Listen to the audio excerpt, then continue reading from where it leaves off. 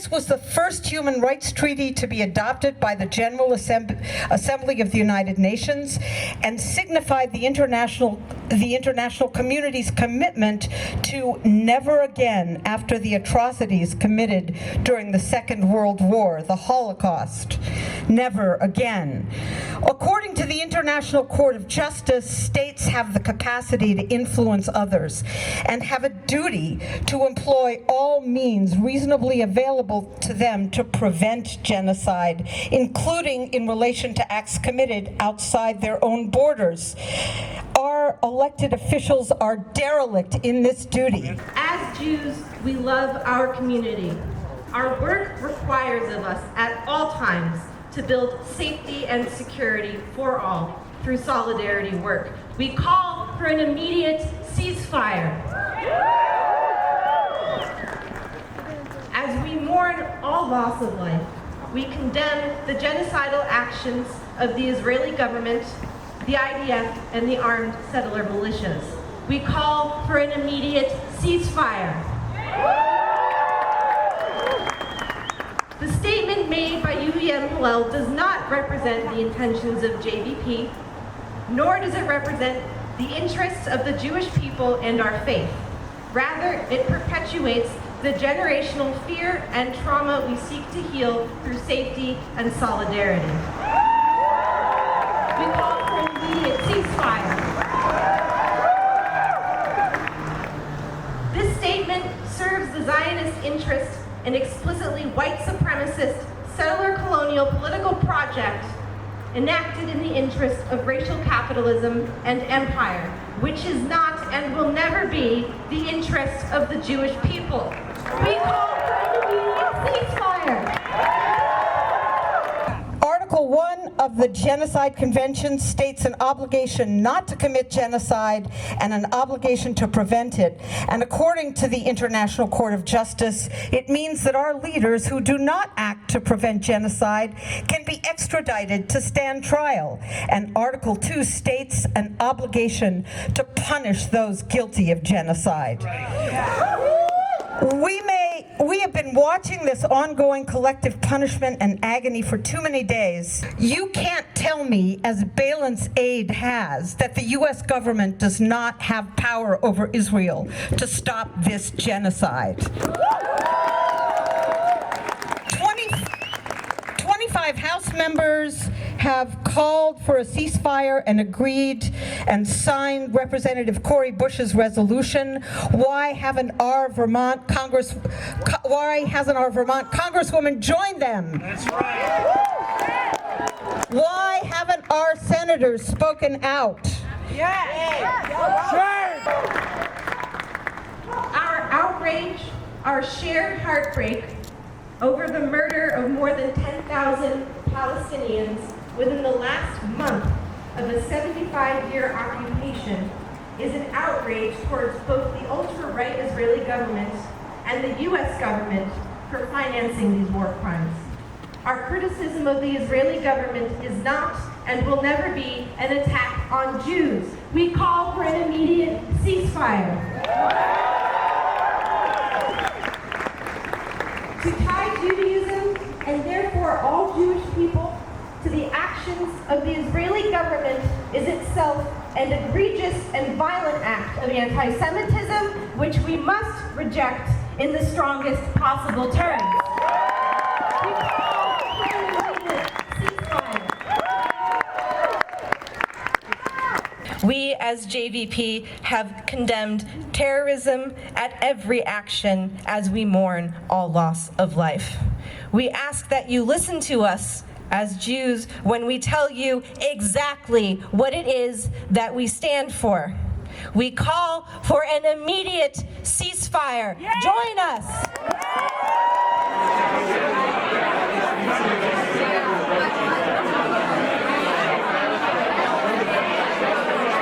To everyone here, please welcome our Congresswoman, Becca Balint.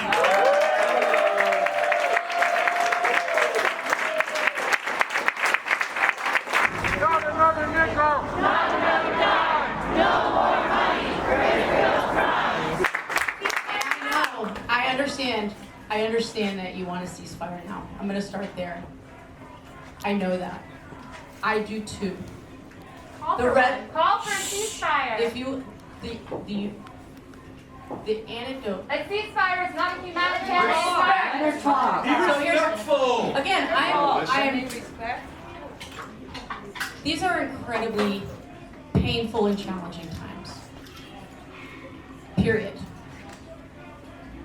And if I thought for 1 minute that signing on to a non-binding resolution in the House of Representatives would change the calculation right now, I would sign it. There is a reason why Senator Sanders, Senator Welch, and I have all called for a humanitarian pause and a temporary cessation of hostilities. Because we are listening to the classified briefings that we get. We are listening to all of the information on the ground of what Secretary Blinken is doing and what the President is doing. And I can tell you, the indication that we have gotten is that Hamas will never agree to a ceasefire. They have said that. They've said that repeatedly this week. They have said the thing that we did on October 7th, we will do again and again and again until there is no more Israel. Those are not my words. Those are the words directly from Hamas leadership this week. In order to have a ceasefire, you have to have two parties that are agreeing to ceasefire. So I want to be really clear. We are desperately working right now to get, as a first step, a humanitarian pause because people are dying. So the next thing that needs to happen is we need corridors to get food and water and fuel to these people who desperately need it. The work that Anthony Blinken and President Biden have done in earnest in the last month has deterred a full-scale Israeli invasion. We know where we were in the days after the attack. The same place that we were in after 9/11. Nobody is thinking from the head. Everyone is thinking from the amygdala. People are fearful and they're scared for their security, for their children's security. And I will say it again. I know you feel passionately that my signing on to a ceasefire would change the calculation. It will not, because you must have two parties who will agree to it. That being said, and I appreciate that you're listening to what I have to say, we can't continue in this cycle of violence. I want you to see that the overwhelming members of Congress who have weighed in on this issue, who want the violence to end, have called for a pause or a cessation of hostilities because they know we might actually be able to get that. But a ceasefire can only happen with two parties who are willing to do it. That's just the reality. I know what you want is to stop people from dying. I do too. Which is why I spend every day meeting with my colleagues who are working in the State Department, doing the outreach to the White House to say, keep doing what you're doing. Because we do not want this to escalate in the region. We really don't. So, my heart is with you, but I am not elected as an activist or a member of the Knesset. I am a member of the U.S. Congress, and I have to make decisions that will actually make it better. Like ending U.S. financial support to the Israeli We are not government currently, and military. we are not currently voting on an aid package to Israel. Create one. We are your constituents. Will you listen to our statement? I would be happy to listen to your statement. My name is Rebecca, and I am an American Jew living here in Vermont. I am here tonight with other Vermont Jews and allies because you have not made time to meet with us. We are here to speak with you directly in front of your donors to call on you to sign Representative Cori Bush's ceasefire resolution and to end all U.S. aid to the Israeli military. A humanitarian pause is not enough when genocide is ongoing. Jewish tradition teaches us B'Tselem Elohim, that to destroy a life is to destroy an entire universe. And since October 7th, the Israeli military has destroyed 10,000 universes. We are calling on you as a fellow progressive Jew to be courageous in this moment and to stand on the right side of history. Like you, my grandparents escaped the pogroms and the Holocaust. And like you, many of my family members were not so lucky. My father's earliest memory is watching his mother get the news that her entire village back home in Poland had been massacred. They were rounded up in a field and shot. But I refuse to let my grief be used to justify more killing. Israel's attacks on Palestinians in Gaza do not make anyone safer, and to be silent on this issue is to have their blood on your hands.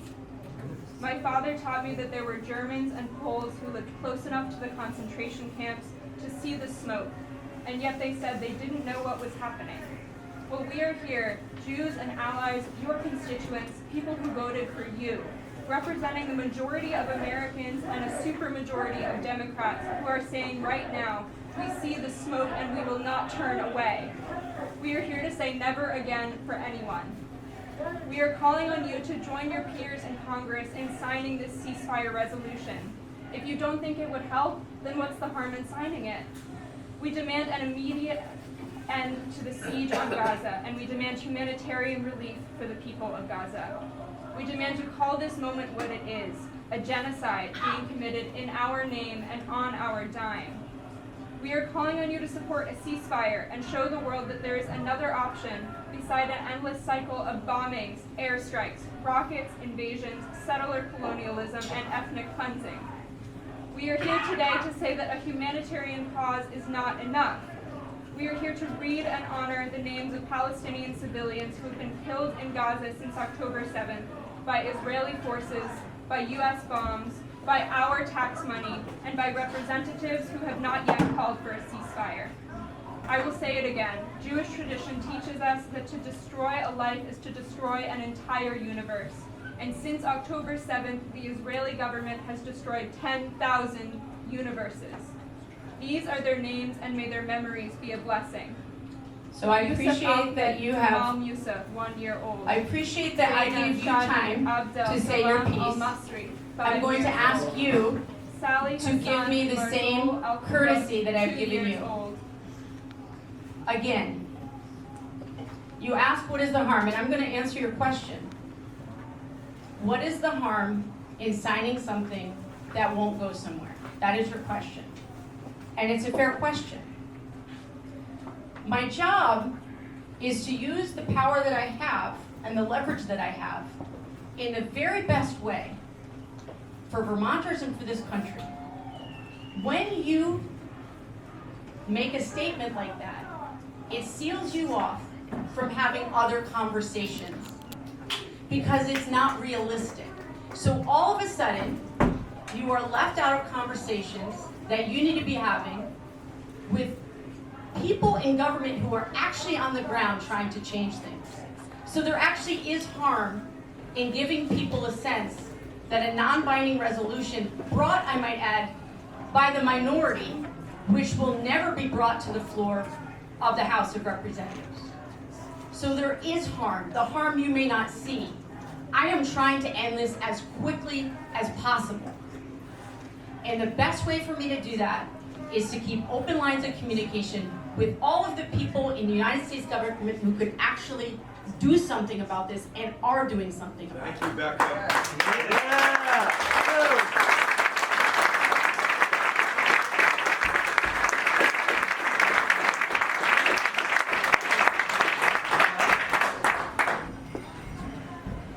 I know that you feel that this is the only path forward, and I'm telling you, there are other paths to get to the same place.